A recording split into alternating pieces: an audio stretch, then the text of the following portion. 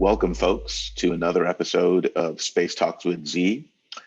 On this episode, we're going to be exploring what's going on in Africa, a burgeoning ecosystem of space economics, business, and really just amazing opportunities. We have with us from Nigeria, Paul Oladunni. He's joining us from Ibadan, Nigeria today. Now, Paul is the owner and founder of Space Media Technologies. He's also a member of the Space Generation Advisory Council.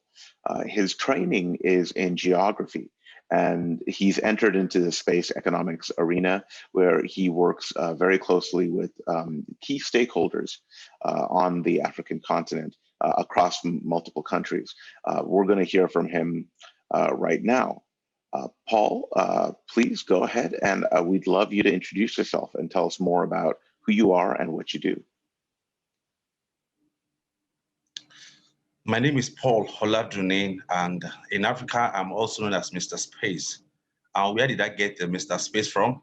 I got the Mr. Space from, number one, I was privileged to be the first person in Africa to start what we call a space club, and that was in the year 2003. I was also privileged to be the first African to participate at the Space Generation Congress. That was in Fukuoka. And I was also fortunate to be the first African to participate at the International Astronautical Congress. That shows I was able to participate at the two events simultaneously. And I was also privileged to be the first African to be sponsored by his country space agency. That is, I was sponsored by the National Space Research and Development Agency. And I was also fortunate to be the first African to organize a space seminar and to start a radio show called Space and Space Tourism Show, which is currently airing on Lee City 89.1 FM. And last month, we celebrated the 5th anniversary. That shows the program has been on continuously for the past 5 years. How did I get into space? As we all know, some of us, while we were growing up, we all have our own different childhood dreams, what we intend to become. But fortunately for me, when I was in my secondary school, that is Wesley College of Science, I think our first class in geography class, there's this textbook called Gochelion, that is the fundamental of physical human geography.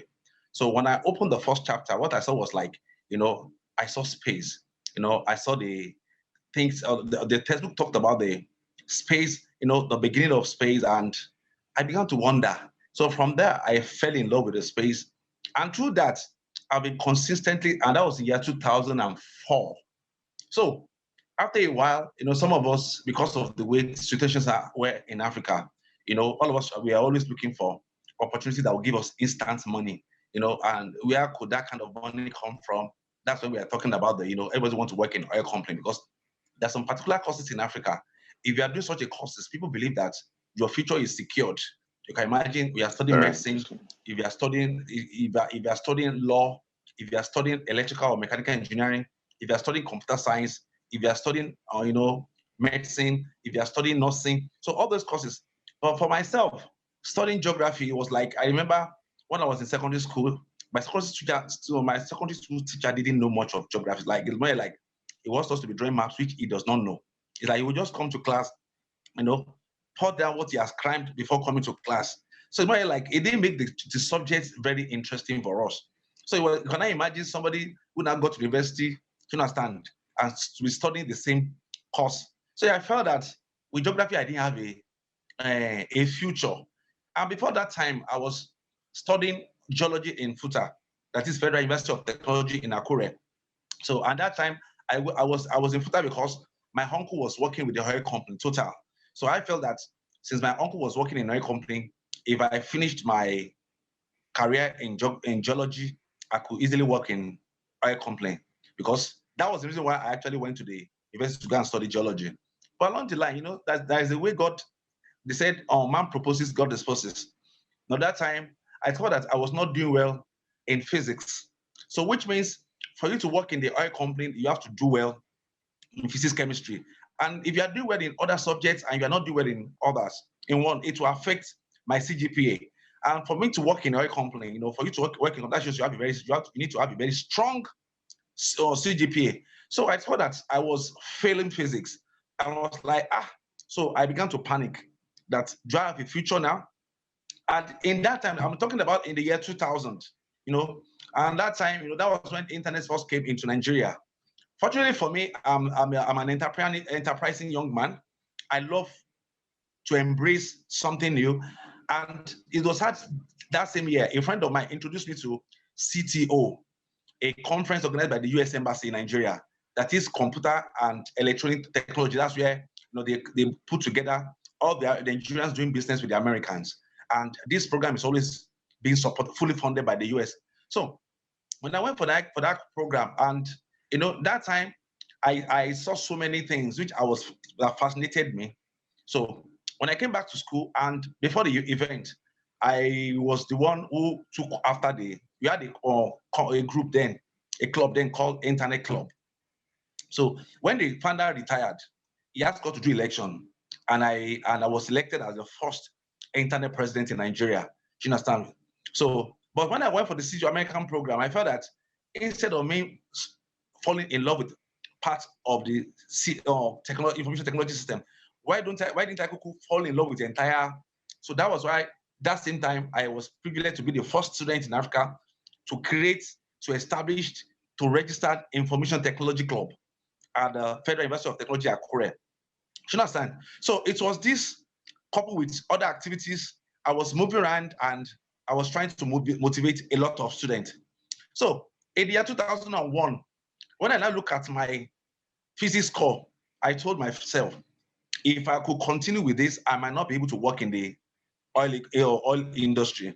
So, and I challenged myself. And during that time, like I said, that was the time internet just came into Nigeria. So, and I was like, I was attuned with what was going on in the Nigerian ICT space. Do you understand that? Like I said, that was why I started the Information Technology Club. So along the line, during that period, I made a lot of money because you can imagine the email address that was free, that Yahoo Mail. So because some of us know, because at that time, Nigerian youth were not exposed to ICT. And because I've been privileged. So a lot of people will come and tell you, please, I want to have my name at Yahoo, your email, or also email address, my name at yahoo.com. And they will now ask us, how much are we going to charge them? Unfortunately, that time there was no internet. Internet was just coming out at Akure that time. So, and it was quite expensive.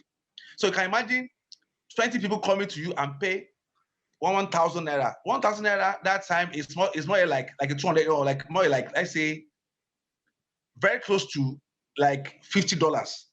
So can I imagine? I was making a lot of money, and that time there's this popular American. Oh, what's her name? I remember her name along the line. So like, she used to use this magazine. She's an American preacher, but she's a woman. Joyce Meyer. So that time, they used to give free magazines.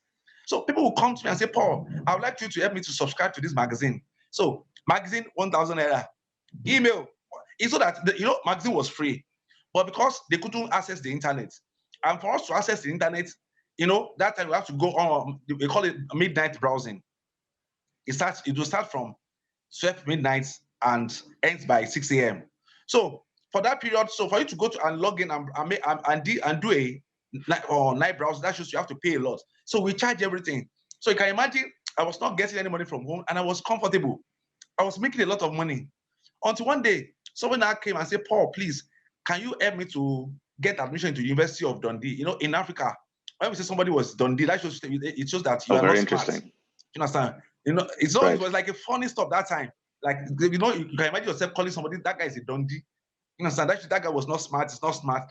So when somebody now came and I said I should help him get admission into University of Dundee, I was like, and I said, what course would you like to go for? And I said, oil and gas. I was like, so that shows I could actually go for social sciences and still have my master's degrees, first degree in oil and gas, without killing myself with physics, chemistry, maths, because I wanted to do geology.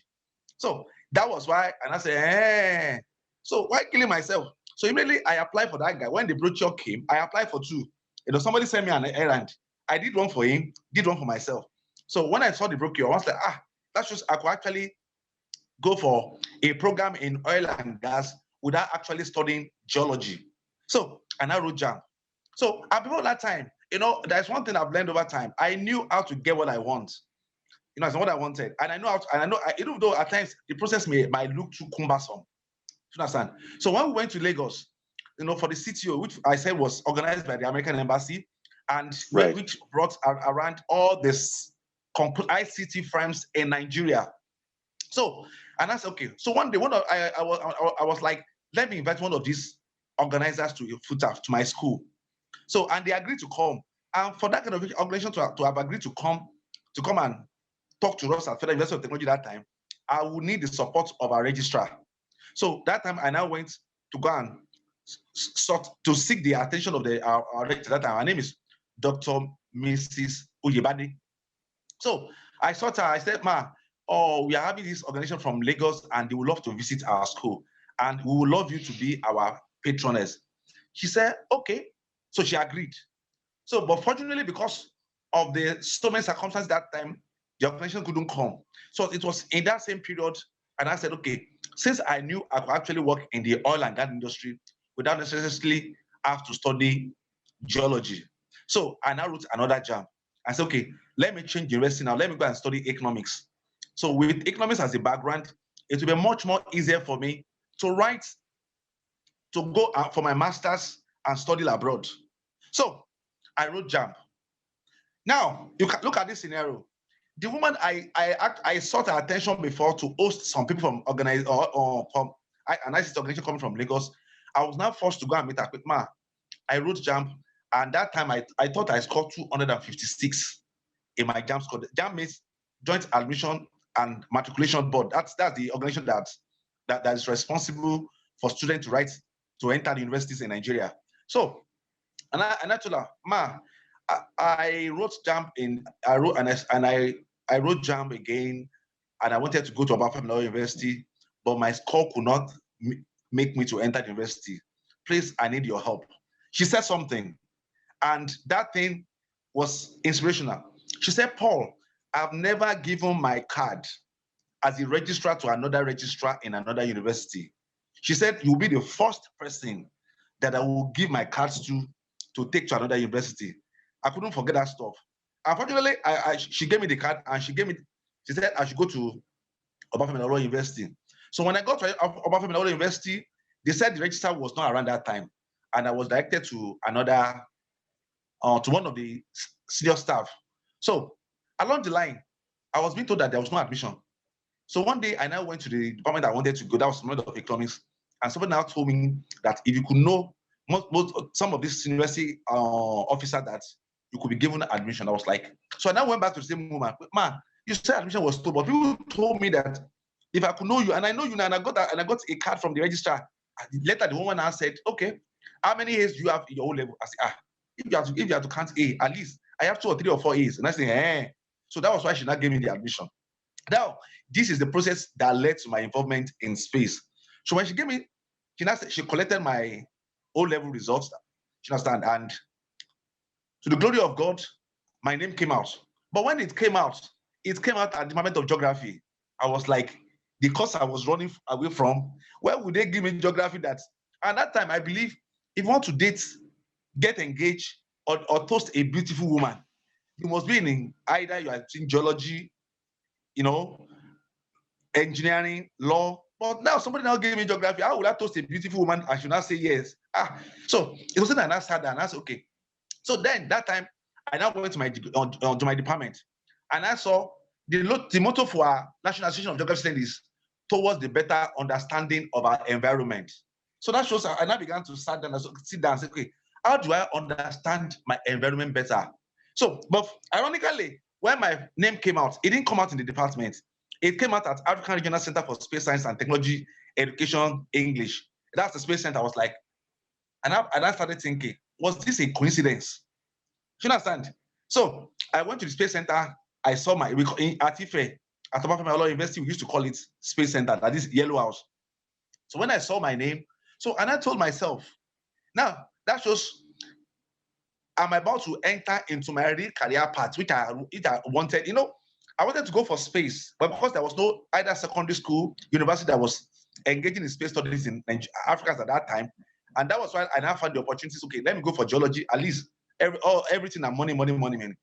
So when I got to Space Center and I saw my name, like I said, so along the line, and I told myself, how do I get across what I wanted to do, because that time I knew what I wanted to do in my life, that I was ready to go after space. So I started mobilizing students at Oladunni University. That's on the underlevel student. Now the reason was like, if you want to be made to be made the class rep, because I thought to myself, I would love to go for a class rep. If I go for a class rep, I'll be able to convince people why we should all go into space. So, and I knew that if I didn't go for the class rep, it will be very, very difficult for members of the class. If the class rep finishes talking to the students, after the class rep finishes talking to students, the whole class will disperse. So that shows for somebody who was not a class rep, and I say, hey, babe, please, I have another information, nobody will listen to me. So I worked myself out. I was coordinating all the 100 levels at that time in the university, to the extent that everybody got to know me in the university that period. And I became the student, apart from class rep, I was the class rep to the largest class at Oladunni University that time. That's over 5,000 students. So, and when we finished the class, they just scattered some of our executives that time, departmental high school. Then I said, oh, would you love to come out? It's time for you guys to have your class rep. Unfortunately for me, I was selected as the class rep. And when we now had our first meeting, I told the entire class, I said, come. Some of us, I knew that some of us we never wanted to study geography. It was like we were children of circumstances. So this is what we are going to do. Like, I'm going to start what we call Space Club. Space Club was an offshoot of Information Technology Club at the Federal University of Technology.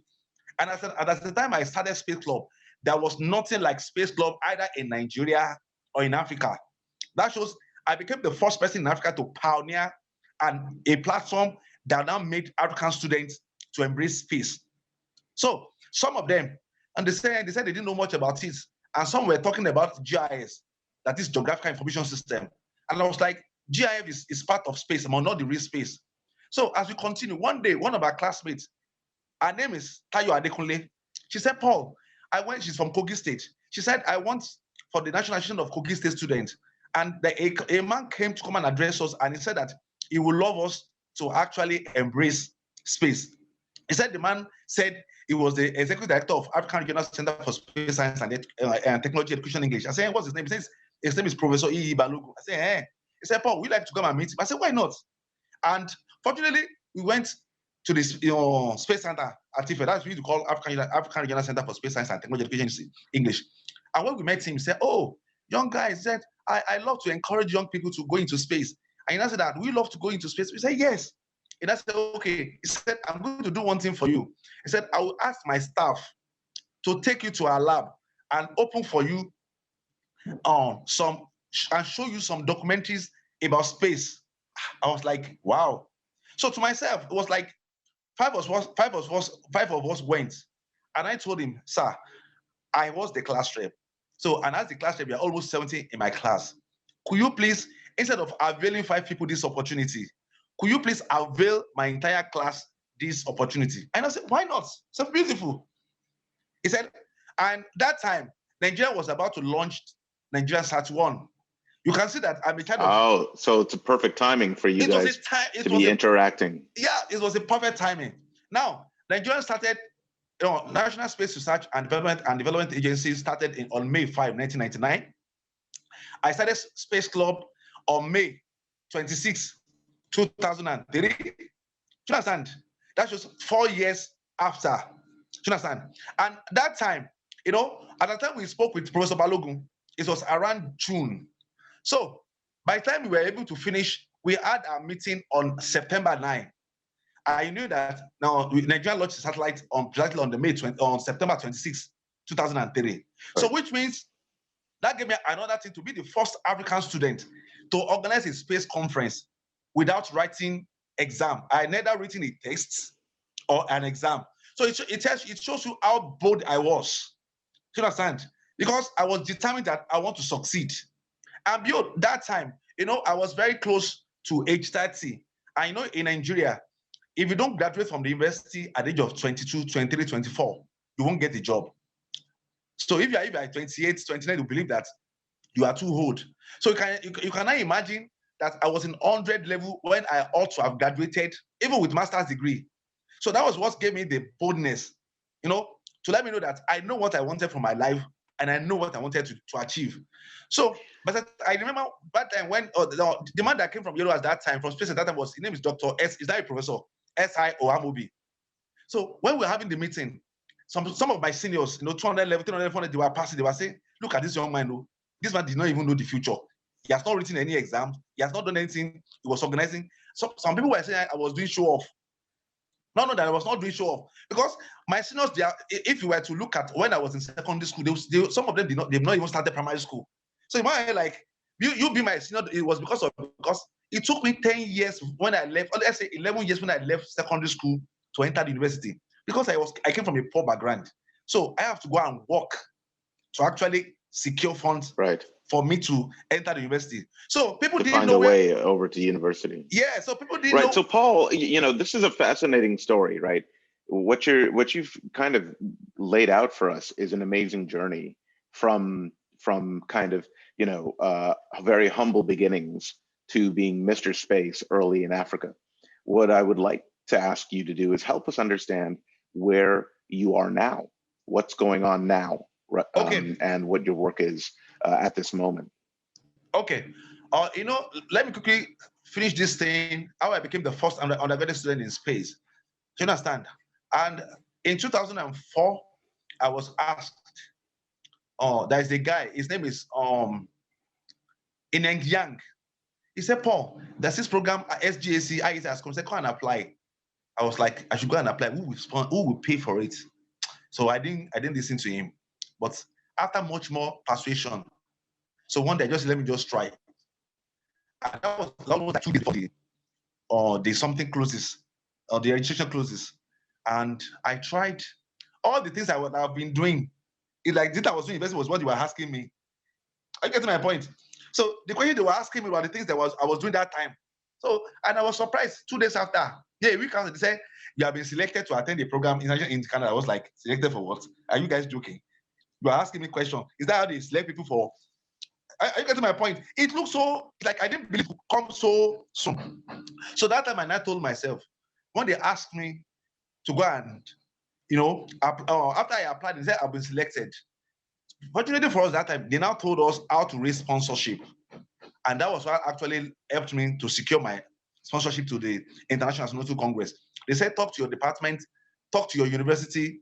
Then, if your university said they didn't have money, ask your department to send it to the vice chancellor. If the vice chancellor did not have, if they say university did not have money, let them give you letter to who be sponsors. So I followed the 3 protocols, and it worked. I told my department HOD, he said he didn't have money. I said, okay, send me to my vice chancellor. He said, well, that was not a big deal. He sent me to the vice chancellor. Vice chancellor, we didn't have money. It's also. I said, sir, if university don't have money, please, can you please oblige me to write some of the people that will actually sponsor me? Unfortunately, the vice chancellor of the university obliged. And when we wrote, that time, the money needed couldn't come. But at the end of the day, a bank now wrote and said, you are sponsoring him. So the university called me. And I asked, did I go to? And I said, I didn't go. They said, if you had gone, we would have given you this money. So then I said, they are going to return the money back to the sponsor. I said, please, you can't return this money because the event happens to be an annual event. So then I said, okay, what should they do? And I said, they should keep the money for me so that I will be able to attend the following year. Unfortunately for me, the money was kept and I was able to attend. And also, I remember that time, I forgot when they saw me, they couldn't believe I could make it. So now, where I am now, so over the period of time, I've discovered that some of those things that I learned from Japan were not being put into use. And let me tell you today, after I participated in Space Generation Congress in Japan, Space Generation has over 24 chapters in Africa, which did not exist before time. Do you understand? That shows my participation at the International Astronautical Congress opened ways for thousands of Africans in space. You can now imagine how many points of contact we have now, how many on the regional coordinators we have now, and that before I went, that kind of a thing did not exist. That just God used me to open ways, to open doors for African into space, and that's the same thing I'm still doing now. After after leaving the university, you understand, I registered a company called Space Media Technologies. it was the first company in Africa. And our main purpose was to promote space science and technology using media platforms. In 2009, I was fortunate also to be the first African to organize URIS nights. Apart from being the first African to organize when I was in university, I was the first African to actually organize the URIS night with the aviation industry. Do you understand? And after the URIS night, it was held at the Lagos Airport Hotel. And I remember that time I was able to meet with the former Director General of the Nigerian Civil Aviation Authority. His name is now Professor Harold Demore. So when I met with him, I wrote him a letter that, sir, we would love to have URIS night with you. So he read the letter. He said he didn't understand the letter because I just put URIS night. I didn't put the first celebration of the first human space flight. So when I was now privileged to meet with him, he now said, Paul, he said, you wrote me a letter, you didn't specify. He said, if you had asked me to give you 2 million naira at that time, he said, at least I would have given you 200,000 naira. And 200,000 naira in that time is more almost like $10,000 now. And I said, eh. He now said, I went to study in Russia because of Yuri Gagarin. He now said, this is what I was going to do for you. He said, I will give you my facilities to use. So that time I went to Murtala Mohammed Airport Secondary School. I spoke with their teacher that I would love to take their students on a journey to space. And again, I spoke with them at Murtala Mohammed Airport Terminal 2. So that's because that time I was trying to work with the aviation industry. I spoke to them that they should give me the opportunity to bring students on a tour. That time they used to collect money. So as part of their own contribution to support the advancement of space among the youths, they said you can bring these students for free. And that was why I was able to organize students on his aviation stuff to the Murtala Mohammed Airport International, Murtala Mohammed Airport Terminal 2. And they went round. Then from there, we went to NCA headquarters. From NCA headquarters, they took them to their annex, which is along the international airport in Lagos. And they spoke, all their directors spoke to the students and they give them refreshment. So, and after that, fortunately in 2007, that was we call it school year. That's we celebrated the 50th anniversary of Sputnik 1. So I was actively involved in my university that time. So during that time, they were now saying they were giving telescopes to students. Unfortunately for me, I was able to secure 20 telescopes to the students of Murtala Mohammed Airport International Secondary School. So now, what I've been doing that time has been the same thing I've been doing over time. So in 2013, in 2011, I wrote a university in Nigeria called Afe Babalola University that I would love to do a program with them. And that time I was able to meet with the founder, which is Afe Babalola, the man that is reputed to be the biggest lawyer in Nigeria. So he said, come and do this thing in my university. He said, don't worry, I will give you all the necessary support you needed. So fortunately for me, when I was able to meet one of their lecturers, and one of the lecturers warned me, said, if all the people you were bringing, if they didn't present papers, he said, look at our gate, you will never enter this university again. So I was scared. But because I already had a relationship with Nigerian Airspace Management Agency, that is NAMA, Federal Airport Authority of Nigeria, that's FAN, Nigerian Civil Aviation Authority, that's NCA, you understand? The Murtala Mohammed Airport Terminal 2, MMA2. So I ran to Lagos and I spoke with in their media department that, please, I'm organizing this program with this university. And it was more like, they told me like if I couldn't perform, that they won't have anything to do with me again. And I remember before that time, I was able to meet the vice chancellor. He said, Paul, I don't like space. He said, that time Nigeria used to have, all these air crashes. He said, we are not interested in space. You can imagine if a vice chancellor was telling you that they were not interested in what you are doing. So I was demoralized, but I was not discouraged. So I spoke with them and they gave me some flyers to take to Afe Babalola University. So when we're now about to start preparing for the program, I now told them, if you allow me to do, if you listen to me, if you do what I asked you to do, this program will succeed. But if you don't listen to me, it will fail. They said, what? I said, let us invite Professor Boroface. Professor Boroface was the founding DG of National Space Research and Development Agency, and he was the one that funded my trip to space. And that time, he was the Senate Committee Chairman on Science and Tech. So fortunately, they agreed to my proposal, and we wrote the man, and the man came. So when he came, I took him to the office of the Vice Chancellor. When he got to the office of the Vice Chancellor, Vice Chancellor was a little bit skeptical about the program. So immediately he saw Professor Boroface. He said, oh, Professor Boroface said, Madam, good day, ma. The name of the Vice Chancellor then was Professor Shidi Osho. He said, Madam, good afternoon. The Vice Chancellor said, oh, good afternoon, sir. So they talked. He said, I came for this program and I would like you to participate. The Vice Chancellor said, I am not sure if I would love to participate because she was still skeptical about the event. So when the Professor was not going, he now picked his card and gave it to the Vice Chancellor. When the Vice Chancellor looked at it, she now saw Senate Committee Chairman on Science and Tech. She looked at me, she said, Paul, you didn't tell me this is a big program. And that was what convinced her. And today, like I said, that's what I was doing.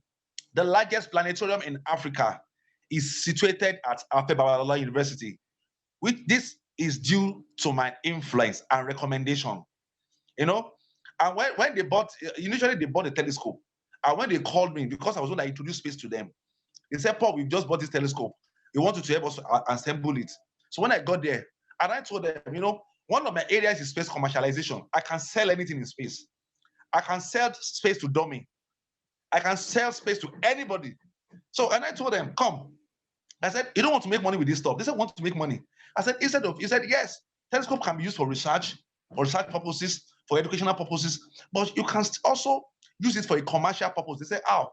And I said, okay.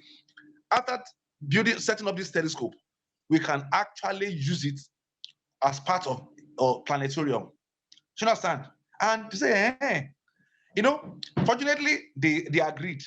And when they built the planetarium, initially they didn't contact me, so they didn't know how to go about it. Until one day they now called me, and I said, okay, this is how you are going to be making money with the telescope or the planetarium. And today they are making a lot of money, which means I've been able to come from space education, should understand, to space commercialization, should understand.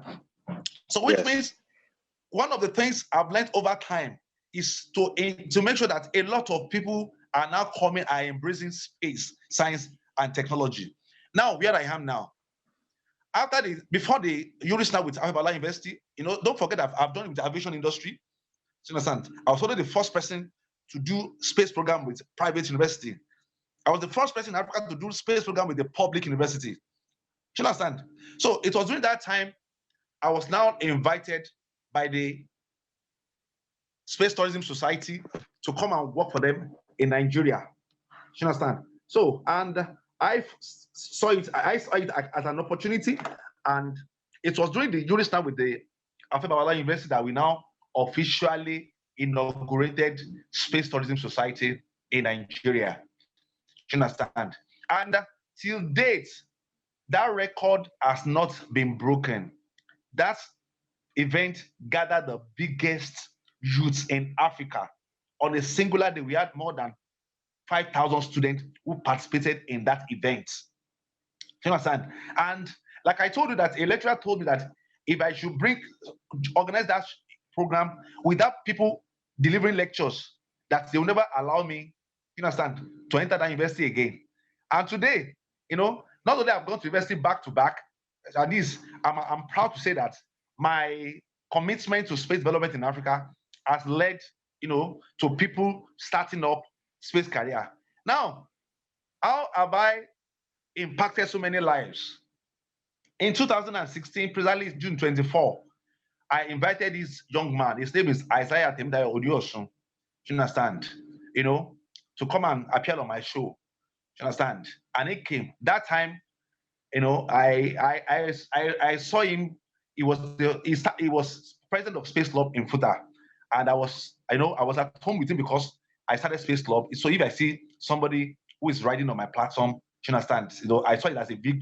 So, and he came, he appeared, and I was like, wow, wow, wow, wow. Today, Isaiah is one of the people that have made impact in space science and technology in Africa. You understand?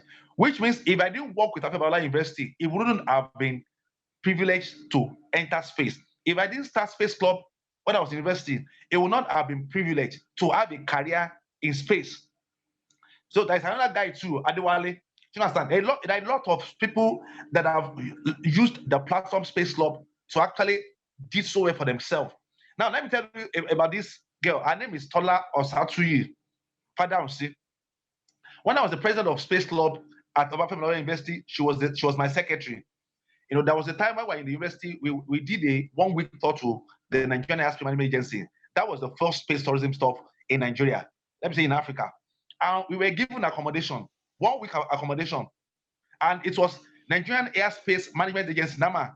They were the first organization to pronounce, to how will I put this, apart from Space Center in Ife, to identify with us that we know you to be Space Club and we are ready to support you. So that time, you know, she was not able to follow us and we enjoyed ourselves. So when she wanted to do our final year project, she did it on space law. You understand? Interesting. So then after that, you know, So Paul, I mean, this is a really great variety of examples. What you've shown here is that in every different field, there's a way for people to participate in space. And what I'd like to ask you next to describe, because we're coming up on time here, is what do you think is the next thing for Africans to do? Right, people are launching satellites, people are using GIS, but you've been focused on commercialization. How do you see that evolving in the next 5 and 10 years in Africa, particularly in Nigeria? Oh, thank you very much.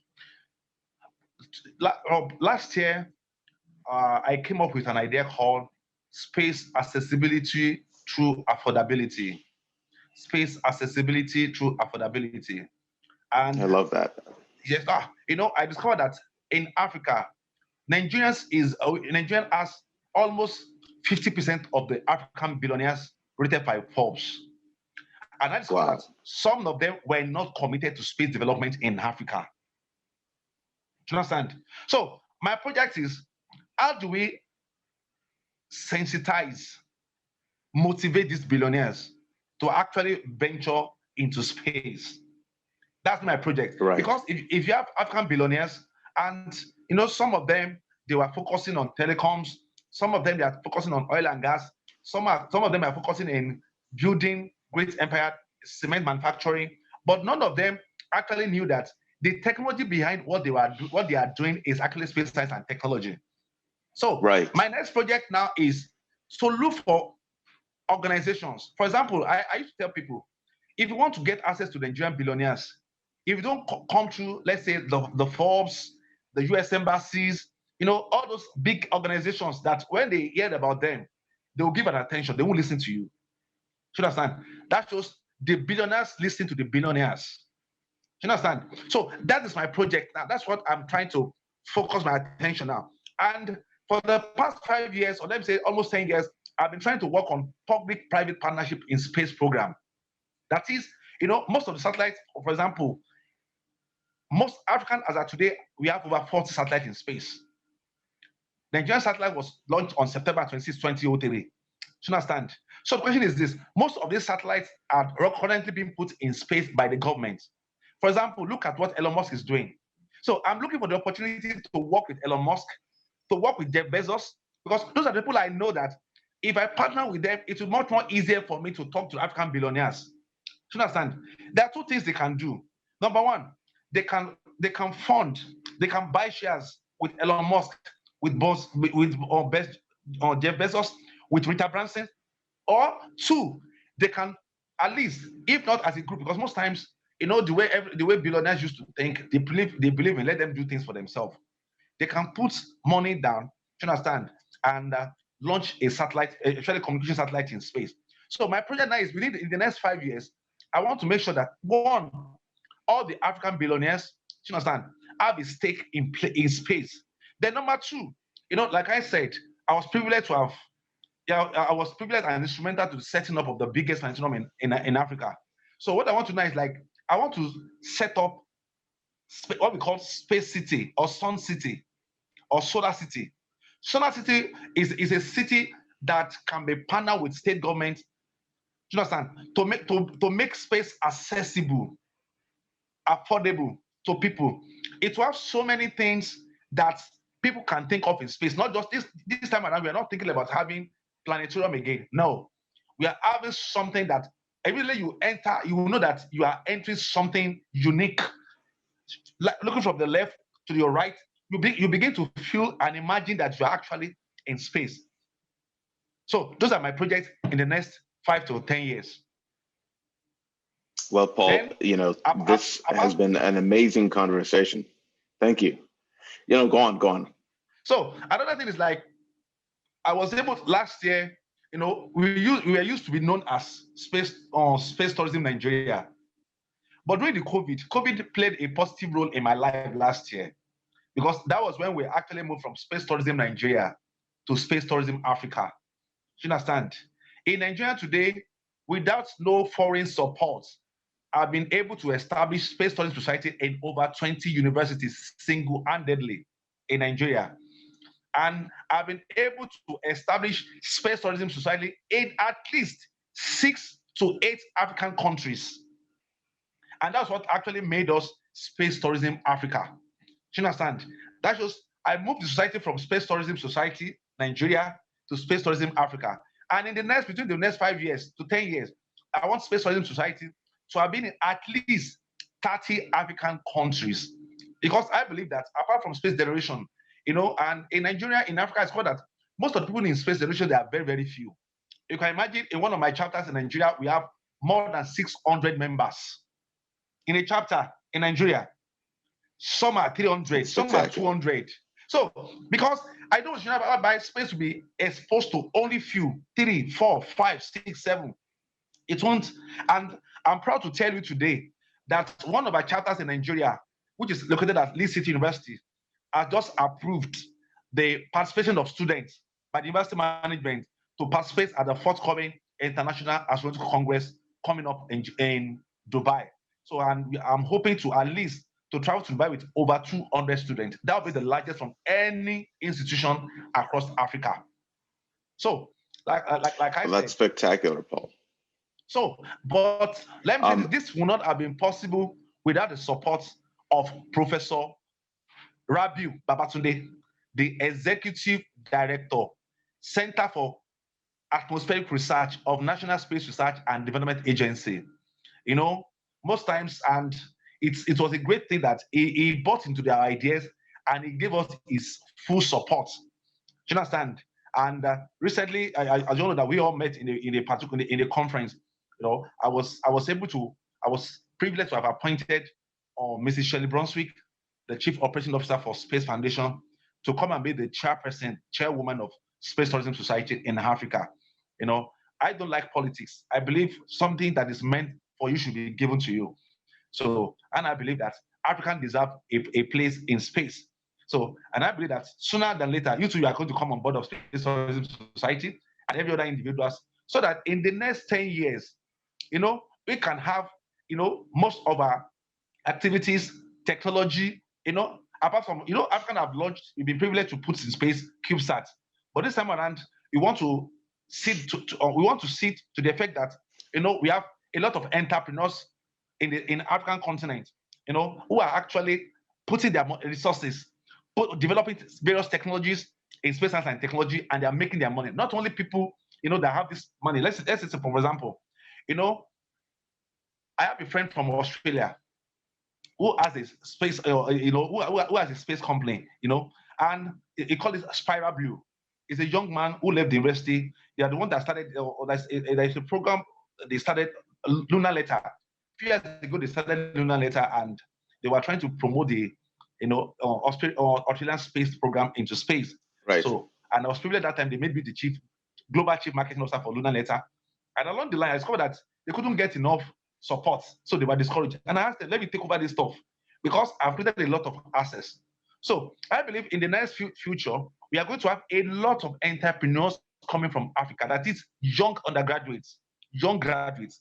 And that's the reason why for setting up Space Tourism Society in all our universities, so that we can have what we call town meets gown. What is town meets gown? Town meets the industry, gown meets the university. So because I've been privileged to have worked with virtually all the big names in African universities. So I believe this is the time for the industry to be partnering with the universities, so that when a student comes to the university, they don't just come as somebody who have been forced, like I did when I went to study geology, because my uncle was working in social, and so no, we don't want that one to happen. We want people that will come and study, that will come into the field of space because they want to develop a technology that can actually be used for Africans and made by Africans. Don't forget, Launch America was made possible by an African. Do you understand? That is, Africans were let me brag small. Let me brag small. Elon Musk is an African man. Whether if you like, that's right. Whether you understand, whether he's an American citizen or a Canadian citizen, his father is from South Africa. You understand? That's right. Africans, we are ready for space exploration. If Elon Musk could make it possible for the US, let's tell him he could make it possible for his fatherland, which is Africa. Well, Paul, that's a great place to finish up, and I think that this has been a fascinating conversation about all the opportunities and the grassroots. What you've done and what the organizations that you've started have created is not something that is motivated by millionaires and billionaires, but is motivated by people who know that they can, have access to it. And it's really amazing to think about accessibility and affordability being the key focus in space moving forward. I want to thank both our sponsors and most of all you, Paul, Mr. Space in Africa, for joining us today on Space Talks with Z. I think we're going to follow up with you, soon. I'm sure to get a progress report on all the interesting things you've done, and we'll look forward to hearing about how things evolve. Thanks everyone for joining us.